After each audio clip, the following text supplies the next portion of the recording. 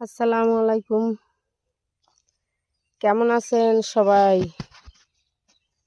এই যে দেখেন আমি যে মরিচ চারা লাগাইছিলাম সেই মরিচ চারায় মরিচ হইছে, দেখছেন?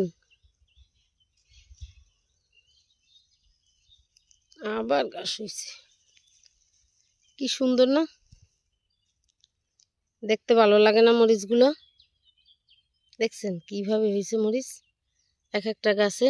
দেখেন, এই যে এই যে দেখছেন, এই যে দেখেন কিরকম মরিচ হয়েছে, একটু একটু গাছে, তাই না?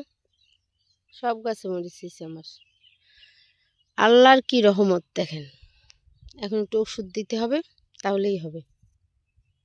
দেখছেন মরিচ